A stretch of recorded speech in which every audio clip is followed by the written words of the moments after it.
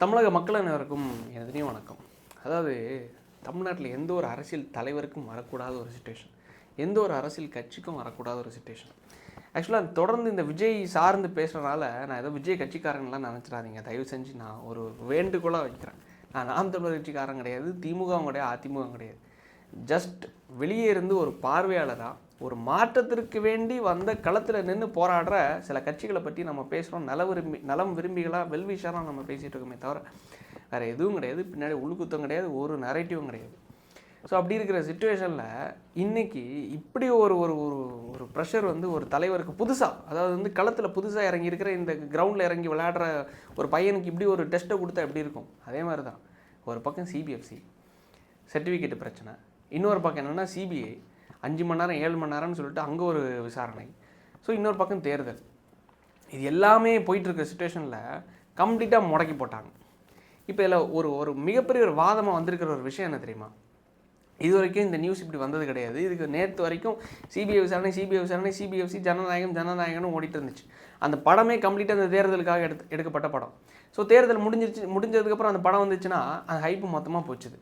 So இவங்க நம்ம பேசுனது மாதிரி எலெக்ஷன் கமிஷன் ஆஃப் இந்தியாவை வந்து எலெக்ஷன் டேட் அனௌன்ஸ் பண்ணிட்டாங்கன்னா அதுவும் போச்சு. படம் வர்றதுக்கு வாய்ப்பே இல்லை அப்படிங்கிறது தான் போயிட்டு இருந்துச்சு. இப்போ தேர்தலில் நிற்கிறதே வாய்ப்பு இல்லை, தேர்தலையே இவங்க வந்து புறக்கணிச்சிருவாங்க, 31 தான் நிற்பாங்க அப்படின்னு சொல்லிட்டு போன இடைத்தேர்தலில் ஈரோட்டில் நடந்த மாதிரி இங்கேயும் நிற்கலன்னா அப்படிங்கிற ஒரு செய்தி வந்துச்சுன்னா எப்படி இருக்கும்? அது உண்மை. அதாவது எதிர்க்கிறது யாருன்னா முதலைகளை. ஒன்னி படத்தில் நடிக்க போகும், அப்படி இல்லைன்னா தேர்தலில் நிற்காத. காரணம் என்னென்னா திமுக சைட்லேருந்து வைக்கப்படுற ப்ரெஷர். லைக் வந்து இந்த எப்படி சொல்கிறது, இந்த ஒரு உள் விவகாரங்களை தாண்டி பின்னாடி நடக்கக்கூடிய பாலிடிக்ஸ் இருக்குல்ல. அதாவது திமுகவோட ஓட்டை பிரிக்கிறது யாருன்னா விஜய். இதில் ஏடிஎம்கேவுக்கும் என்டிஏ கூட்டணிக்கு எந்த ஒரு சிதறல்களும் கிடையாது. காரணம் என்னென்னா மைனாரிட்டி ஓட்டை தான் கம்ப்ளீட்டாக விஜய் வந்து, அதாவது நான் சொல்கிறது வந்து ஸ்ட்ராட்டஜி பேஸாக இவங்க பேசிகிட்டு இருப்பாங்கல்ல, அந்த ஸ்ட்ராட்டஜிக்கல் பேஸாக தான் நானும் சொல்கிறேன். அதை தாண்டி வந்து விஜய் ரசிகர்களாகவோ இல்லை வந்து டிவிகே காரணமோ எதுவும் சொல்லலை. நான் டிவிகே கட்சிக்காரன் கிடையாது. லைக் வந்து இந்த ஸ்ட்ராட்டஜி வைஸாக பேசப்படுற விஷயம் என்னென்னா, டிஎம்கே எதனால் ஜெயிக்கிறாங்க அப்படிங்கிற ஒரு விஷயத்தை நீங்கள் பார்க்கும்போது மைனாரிட்டி ஓட்ஸ், அதாவது கிறிஸ்டின் ஓட்டம் முஸ்லீம் ஓட்டம் இந்த பக்கம் பிஜேபி இருக்கிறனால இவங்களுக்கு விழுந்துருது. ஏன்னா காங்கிரஸ் திமுக கூட இருக்காங்க. இருக்கிறனால இந்த 2 ஓட்டை இவங்களுக்கு விழுறதுனால ஈஸியாக திமுக வந்து ஜெயித்துடுறாங்க. ஈஸியாக திமுக ஜெயிக்கிறதுக்கு இன்னொரு பக்கம் என்னென்னா சிறுபான்மை ஓட்டு. விடுதலை சிறுத்தைகள் கட்சி யார் பக்கம் இருக்கா? திமுக பக்கம் இருக்குது. விடுதலை சிறுத்தைகளுக்கு மட்டும் கிட்டத்தட்ட 2 கோடி மக்கள் இருக்காங்க, பட்டியலின மக்கள். யார்? நம்ம தமிழ்நாட்டில் 8 கோடி மக்கள் தொகையில் 2 கோடி மக்களோட வாக்குகள் யார்கிட்ட இருக்குது? 2 கோடி மக்களோட வாக்குகள்னால் 2 கோடி பட்டியலின மக்கள் யார்கிட்ட இருக்காங்க? இவங்ககிட்ட இருக்கிறாங்க. யார்கிட்டனா திருமாவளவன் அவர்களோட ஓட் பேங்க்.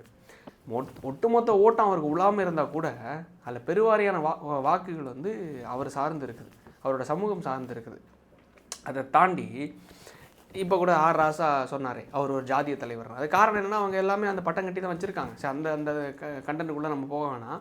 அதை தாண்டி ஸோ இந்த பட்டியலின மக்களோட வாக்குகள், சிறுபான்மை மக்களோட கிறிஸ்தவ மக்கள் ப்ளஸ் வந்து இந்த இஸ்லாமிய மக்களோட வாக்குகள், இது எல்லாமே யார் பக்கம் இந்த கூட்டணிங்கிற அடிப்படையில் மட்டும் யாருக்கு பக்கம் போகுதுன்னா இந்த காங்கிரஸ் திமுக கூட்டணி பக்கம் போயிடுது. ஸோ இந்த வாக்குகளை யார் அறுவடை பண்ணுறா? விஜய் வர்றது மூலமாக யாருக்கு லாஸ், யாருக்கு ப்ளஸ்? இந்த ஒட்டுமொத்த ஓட்டம் யாருக்கு உடஞ்சி எங்கே போகுது தெரியுமா? விஜய்க்கு. இது திருமாவளவன் அவர்களுக்கும் ஆபத்து, சிறுபான்மை அமைப்பினர்களுக்கும் ஆபத்து. எதுக்குன்னா அதிகாரத்துக்காக 2 சேருக்காக அங்கே உட்கார்ந்துருப்பாங்கல்ல, அவங்களுக்கு ஆபத்து. மக்களுக்கு நான் சொல்லலை, மக்களுக்கு எந்த ஒரு ஆபத்தும் கிடையாது. அந்த தலைவர்கள் இருக்காங்கல்ல, அவங்களுக்கு ஆபத்து. ஸோ இவங்க எல்லாரும் ஒன்று கூடி என்ன டிஸ்கஸ் பண்ணுறாங்க? விஜய் இந்த தேர்தலில் நிற்கலைன்னா யாருக்கும் ஆபத்து கிடையாது. ஒரு பக்கம் என்டிஏ கூட்டணி அவங்க பாட்டுக்கு கேம் ஆடிட்டு இருப்பாங்க, இன்னொரு பக்கம் இந்த பக்கம் லைக் காங்கிரஸ் திமுக அலையன்ஸ் வந்து கேம் ஆடிட்டு இருப்பாங்க. 2 பேரில் யாரோ ஒருத்தங்க ஜெயிக்க போகிறாங்க அப்படிங்கிறது தான் அவங்களுக்கு இருக்கிற விஷயம். போன தேர்தலில் கிட்டத்தட்ட 66-67 சீட்டு வந்து அதிமுக வந்து பிடிச்சாங்க. ஸோ அவங்க நினச்சிட்டு இருக்கிறது என்னென்னா, ஏன்னா அந்த கிட்டத்தட்ட 30-40 தொகுதிகள் வந்து டிடிவி தினகரன் அவர்கள் பிரித்து போனார். காரணம் என்ன? டிடிவி தினகரன் அவர்கள் அமமுக வந்து தனிச்சு நின்றனால தென் மாவட்டங்களில் கிட்டத்தட்ட 30 தொகுதிகள் கிட்ட வெற்றி வாய்ப்பை தீர்மானித்தது யாருன்னா டிடிவி தினகரன் அவர்கள். கிட்டத்தட்ட அதிமுகவுக்கும் திமுகவுக்கும் 2000 3000 10,000 ஓட்டு வித்தியாசத்தில் திமுக ஜெயித்தாங்க. ஸோ அப்போ அவங்க போடுற கணக்கு என்னென்னா, டிடிவி மட்டும் நம்மக்கிட்ட வந்துட்டாப்லன்னா இந்த தேர்தலில் ஸோ அந்த பில்ட் அந்த கம்யூனிட்டி ஓட்ஸ் மொத்தமாகவும் நம்மளுக்கு விழுந்துடும். ஸோ 66 ப்ளஸ் கூட ஒரு 30-40 தொகுதிகள் வந்துருச்சுன்னா 120 140 தொகுதிகள் போயிடும். அட்லீஸ்ட் ஒரு 100 110 போயிருச்சுன்னு வைங்களேன், ஆட்சியை பிடிச்சிருவாங்க. ஸோ அந்த நம்பிக்கையில் தான் இன்றைக்கி டிடிவி தினகரன் அவர்கள் யாருக்கு தலைமையில்னா பிஜேபியில் முக்கியமான ஒரு தலைவர் தலைமையில் வந்து என்டிஏ கூட்டணியில் மறுபடியும் சேர்ந்துட்டாப்புல. இது வரைக்கும் வெளில இருந்தாப்புல, இப்போ மறுபடியும் என்டிஏ கூட்டணியில் சேர்ந்துட்டாப்புல. அது அங்கே போனதுனால அவங்க ஒரு ஸ்ட்ராங்கான நம்பிக்கையில் இருக்காங்க. இவங்க ஒரு ஸ்ட்ராங்கான ஏற்கனவே இருக்கிற அலைன்ஸ் இருக்கிறதுனால இவங்க ஸ்ட்ராங்காக விடுதலை சிறுத்தைகள், கம்யூனிஸ்ட் கட்சிகள், அதை தாண்டி இந்த சிறுபான்மை மக்களுக்கான இந்த இயக்கங்கள்லாம் இருக்குல்ல, அதை தாண்டி இந்த காங்கிரஸ் கட்சி, இவங்க எல்லாருமே இந்த பக்கம் ஒரு அலைன்ஸ் ஸ்ட்ராங்காக இருக்கிறதுனால நாங்கள் ஜெயித்துறோம் அப்படின்னு சொல்லிட்டு திமுக கூட்டணி ஒரு பக்கம் வலுவாக இருக்கிறோன்னு சொல்லிட்டு அவங்க நம்பிட்டு இருக்காங்க. ஸோ இந்த 2 கட்சிகள் இருக்கிற பட்சத்தில் அதிமுகவுக்கு கவலையே கிடையாது, பிஜேபி கூட இருக்கும். ஸோ அந்த ஓட்டெல்லாம் நம்மளுக்கு வந்துடும் அப்படின்னு திமுகவுக்கு பீதி கலங்கிருச்சு. ஸோ இவங்க என்ன பார்க்குறாங்கன்னா, நம்மளோட இந்த சிறுபான்மை ஓட்டுனால தான் நம்ம ஜெயித்துட்ருக்கோம். இதெல்லாம் விஜய் பக்கம் போயிடுச்சுன்னு வச்சுக்கோங்களேன். விஜய் பக்கம் போயிடுச்சுன்னா, ஏன்னா இந்த ஜோசப் விஜய்ன்னு சொல்லிட்டு ஒரு பட்டத்தை கொடுத்துட்ருக்காங்கல்ல, அது எதுக்காகனா அவர் வந்து கிறிஸ்தவர் என்ற ஒரு காரணத்தினால கிறிஸ்தவ ஓட்டெல்லாம் அவங்களுக்கு விழுந்துரும், இஸ்லாமிய ஓட்டு அவங்களுக்கு விழுந்துரும்னு சொல்லிட்டு தான் அந்த பட்டத்தை போட்டாங்க. அந்த பட்டத்தை போடுறாங்களோ இல்லையோ ஆட்டோமேட்டிக்காக சிறுபான்மை ஓட்டு யாருக்கு போயிடும்னா விஜய்க்கு போயிடும். சிறுபான்மை ஓட்டு எந்த காலத்துலேயும் அதிமுகவுக்கு பிஜேபிக்கு விழுந்தது கிடையாது. காரணம் என்னென்னா, சிறுபான்மையினருக்கு எதிரான ஒரு கட்சி பிஜேபி அப்படின்னு சொல்லிட்டு ஒரு பட்டமே இருக்குது. அப்படின்னாலே இவங்க எந்த காலத்துலேயும் தலையில் இருந்தாலும் இவங்க பிஜேபி ஓட்டு போடுறது கிடையாது. அதனால் வேறு வழியே இல்லாமல் திமுக ஓட்டு போட்டுருந்தாங்க. இந்த தேர்தலில் இன்னொரு ஆப்ஷன் சி பிறக்கும்போது, அது விஜய் என்கிற ஒரு பேரில் இருக்கும்போது, அதுவும் அவர் கிறிஸ்தவர் என்ற ஒரு பேரில் இருக்கும்போது ஆட்டோமேட்டிக்காக சிறுபான்மை மக்கள் அவருக்கு ஓட்டு போட்டுருவாங்க. ஈஸியாக திமுக தோக்குறதுக்கான வாய்ப்புகளை யார் அமைச்சு கொடுக்குறாங்கன்னா திரு விஜய் அவர்கள். இதை தான் கம்ப்ளீட்டாக பேக்ரவுண்டில் என்னென்னா, ஒட்டு மொத்தமாக முடக்கிட்டோன்னா சிபிஎஃப்சி வச்சு படம், அதை தாண்டி வந்து இந்த சிபிஐ வழக்கு, கரூர் வழக்கு, இது ஒட்டு மொத்தமாக வச்சு லாக் பண்ணிட்டோன்னா கட்சி வேலைகளும் நடக்காது. ஏன்னா இது வரைக்கும் நாம் தமிழர் கட்சி வந்து 234 தொகுதி வேட்பாளர்களை இந்த பிப்ரவரி மந்த் வந்து கம்ப்ளீட்டாக அனௌன்ஸ் பண்ண போகிறாங்க. கிட்டத்தட்ட பலர் வந்து வேட்பாளர்கள் எங்கள் ஊரில் எல்லாம் ஹிம்லர் லைக் வந்து கொளச்சி தொகுதியாக விளங்கோடு தொகுதின்னு நினைக்கிறேன், விளங்கோடு தொகுதியில் அவர் களம் காண்றாரு. லைக் வந்து அவர் தான் எம்எல்ஏ கேண்டிடேட் அப்படின்னு சொல்லிட்டு அனௌன்ஸ் பண்ணி அவங்க எல்லாம் வேலை பார்த்துட்டு இருக்காங்க. இந்த பக்கம் என்னென்னா பத்மநாபுரம் தொகுதியில் கொளச்சி தொகுதியில் வந்து சீலன் அவர்கள், இவங்க எல்லாரும் களங்காண்டு ஒர்க்கில் களத்தில் இறங்க ஆரம்பிச்சிட்டாங்க. ஆனால் இந்த பக்கம் திமுகலையும் சரி, நம்ம தான் கேண்டிடேட் அப்படின்னு சொல்லிட்டு யாரோ ஒருத்தங்களுக்கு நான் இல்லைன்னா அவர் அப்படின்னு சொல்லிட்டு அங்கேயும் ஒர்க்கு போயிட்டுருக்கு. ஆனால் திமுகலையும் சரி, பிஜேபிலையும் சரி. ஆனால் தமிழக வெற்றி கழகத்தில் இன்னும் யார் கேண்டிடேட்டுங்கிறது சூஸ் பண்ணலை. பல மாவட்டங்களில் இன்னும் அந்த மாவட்ட செயலாளர்களை ஃபைனலைஸ் பண்ணலை. அதை இவங்க ப்ளஸ்ஸாக நினச்சி யார் திமுக இது எல்லாத்தையும் லாக் பண்ணிட்டோன்னா விஜய் ஒட்டு மொத்தமாக முடக்கிடலாம். விஜயை முடக்கிட்டோன்னா, ஏன்னா நேற்றுக்கு கரூரில் போய் இந்த கரூர் வழக்கு சிபிஐ என்கொயரி போயிட்டு இருந்துச்சுல, அந்த என்கொயரி போயிட்டு இருந்தனால அந்த என்கொயரியில் வந்து இவர் வந்து பலரை கவுத்து விட்டுட்டாருன்னு சொல்லிட்டு திமுகவுக்கு ஜால்ரா போடுறதுக்கு ஒரு கட்சி இருப்பாங்க. அந்த கட்சியோட கொள்கை பரப்பு செயலாளர் ஒருத்தர் சொல்லியிருந்தார். அது உண்மைனே வச்சுக்கோங்களேன். லைக் வந்து யாரை புசியானந்தையோ இல்லை ஆதவ அர்ஜுனாவோ இல்லை நிர்மல்குமாரையோ இந்த எல்லாரையும் கவுத்து விட்டுட்டாரு அப்படின்னு சொல்லிட்டு சொன்னால் கூட அது உண்மைன்னு வச்சுக்கோங்க. சுமார் உதாரணத்துக்கு சொல்கிறேன். ஒட்டுமொத்த வரையும் லாக் பண்ணிட்டாங்க. விஜய் டேரெக்டாக எல்லா விஷயத்தையும் பண்ணுறது கிடையாது, இவங்க தான் பேக்ரவுண்டில் பண்ணிட்டுருக்காங்க. ஒட்டு மொத்தமாக லாக் பண்ணிட்டாங்கன்னா விஜய் இந்த தேர்தலில் களம் காண்றது எளிது கிடையாது. ஏன்னா புது கட்சி, அவங்களுக்குன்னு ஒரு சப்போர்ட் கிடையாது, அவங்களுக்குன்னு ஒரு பேக் அண்ட் ஒரு பெரிய ஒரு டீம்னா நான் என்ன சொல்கிறேன்னா, இங்கே முதலைகள்லாம் இருக்காங்களே. இப்போ அதிமுகவில் ஒரு செட் ஆஃப் முதலைகள் இருப்பாங்க. அந்த பக்கம் நீங்கள் கொங்கு மண்டலம் எடுத்திங்கன்னா எஸ்பி வேல்மணி, அந்த மாவட்டமே அவரோட கண்ட்ரோல். ஸோ இந்த பக்கம் செங்கோட்டையன் இருந்தார், இப்போ இந்த பக்கம் யார் தமிழக வெற்றி கழகம் பக்கத்தில் வந்துட்டார். சரி, ஓகே, இவங்களுக்கு சின்ன சின்ன பலங்கள் இருந்தாலும் திமுகலாம் ஒட்டு மொத்த மாவட்டத்திலும் திமுகவுக்கு பலம் இருக்குது. இந்த அமைச்சர் குறுநிலை மன்னர்கள் மாதிரி இருக்காங்க. ஆனால் தமிழக வெற்றி கழகத்துக்கு அந்த கட்டமைப்பு இல்லாத காரணத்தினால அதை அவங்க புரிஞ்சுக்கிட்டு இப்போ தான் உருவாக்கிட்டு இருக்காங்க கட்டமைப்பு. புது கட்சி நம்ம குறையெல்லாம் சொல்லக்கூடாது, கட்டமைப்பு சின்னதாக கிரவுண்ட்லேருந்து உருவாக்கிட்டு இருக்காங்க. ஆனால் இதை அழகாக புரிஞ்சுக்கிட்டு 4 குடுமையை பிடிச்சி 2 கையையும் கட்டி 2 காலையும் கட்டி இழுத்து போட்டுட்டோன்னா எலெக்ஷன் நெருங்க போகுது. படமும் வெளில வராது. கம்ப்ளீட்டாக முடக்கிட்டோன்னா இந்த தேர்தலில் விஜயை புறக்கணிச்சிட்டோன்னா ஈஸியாக திமுக ஜெயித்துரும் அப்படின்னு சொல்லிட்டு ஒரு கணக்கை போட்டிருக்காங்க. ஸோ அந்த கணக்கு நடந்துச்சுன்னா அது பேக்கெண்டில் அவங்க போடுற வேலைகள் வந்து இது ஒரு ட்ரஸ்டடான சோர்ஸ்லேருந்து இங்கே கொடுக்குற செய்திகள். ஸோ இந்த செய்தி வந்து நடந்துச்சுன்னு வச்சுக்கோங்களேன், திமுக ஜெயிக்கிறத யாராலும் தடுக்க முடியாது. இது ஒரு வருத்தத்திற்குரிய ஒரு விஷயமாக தான் நான் பதிவு பண்ணுறேன். ஏன்னா இந்த ப்ராசஸ் வந்து ரொம்ப ஸ்லோவாக போயிட்டுருக்கு. தேர்தலுக்கு டைம் கிடையாது. கிட்டத்தட்ட இன்னும் ஒரு 3 மாதத்தில் கம்ப்ளீட்டாக முடிய போகுதுன்னு வச்சுக்கோங்களேன் தேர்தல். பிப்ரவரி, மார்ச், ஏப்ரல், மே மாதம் 5ஆம் தேதிக்குள்ளே கம்ப்ளீட்டாக முடிஞ்சிடும். ஸோ முடிய போகுதுன்னு வச்சுக்கோங்களேன்.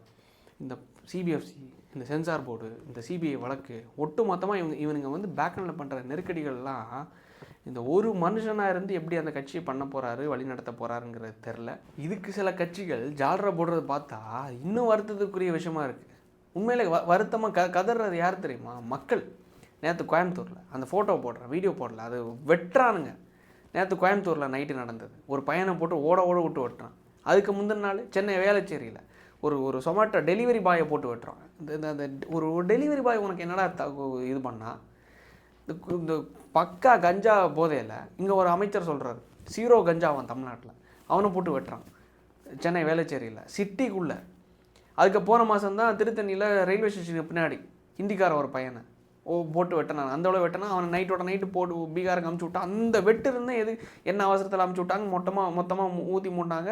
மீடியா மொத்தம் அதை பேசுறதை விட்டுட்டாங்க. இன்றைக்கி அது என்ன ஸ்டேட்டஸ், அவன் உயிரோட இருக்கானா செத்தானாங்கிறது எதுவும் தெரியாது. அங்கே ஒரு பக்கம் போயிட்டு இருந்துச்சா, அதை பற்றி ஒன்றும் பேசுறது இங்கே ஒரு பயலுக்கும் வக்கு இல்லை. ஆனால் இது ஜஸ்ட்டு ட்ரெய்லர் தான், இது டீசர் தான். இந்த இந்த கீழே உள்ள கதறது லைக் வந்து தமிழக வெற்றி கழகம் காரணங்க, இந்த கட்சிக்காரங்க மட்டும் கிடையாது, மக்கள் கேள்வி கேட்குறாங்க. என்னடே இதுக்கு போன எலெக்ஷனில் நாம் தமிழர் கட்சிக்கு நாங்கள் எதுக்கு வாக்களித்தோம், புதுசாக நீங்கள் ஒரு மாற்றமாக வரீங்க. இந்த தேர்தலில் நீயும் விஜயும் ஒன்றா இருந்தால் ஈஸியாக ஸ்வீப் பண்ணலாமேடா. அந்த ஒரு ஒரு ஒரு முயற்சி கூட நீ எடுக்காமல் நான் தனியாக நிற்பேன் அப்படின்னு சொல்லிட்டு நீ உன் கொள்கைன்னு சொல்லிட்டு இருக்கியே. உனக்கு கொள்கை தான் என்ன? பெரியாருன்னு இது போன தேர்தலில் சொன்னேன். இந்த தேர்தலில் பெரியாரே மண்ணு தான்ங்கிற. உனக்கே ஒழுங்காக ஒரு கொள்கை கிடையாது. ஆனால் இந்த தருணத்தில் அந்த ஒரு முடிவு எடுக்காமல் திமுகவோட ஓட்டு இந்த பக்கம் போயிடும், நம்மளோட யங்ஸ்டர்ஸ் ஓட்டை இந்த பக்கம் போயிடும்னு சொல்லிட்டு இந்த பக்கம் ஒரு மிகப்பெரிய ஒரு துட்டை வாங்கிட்டு நிறைய பேர் கேட்குறேன், நீ என்ன கூட இருந்து பார்த்தியான்னு. நான் ஒரே ஒரு கேள்வி கேட்குறேன், நாம் தமிழர் கட்சி ஏன் கதறாங்க? இவங்களுக்கு இருக்கிறது யங்ஸ்டர்ஸோட ஓட்டு, தமிழ் தேசியவாதிகளோட ஓட்டு. பல வருஷமாக ஓட்டு போட்டாங்க, 38 லட்சம் வாக்குகள் இருக்குதுன்னு பேசிகிட்டு இருக்காங்க. அதில் என்னோட வாக்கும் உட்பட குளச்ச தொகுதியில் கன்னியாகுமரியில்.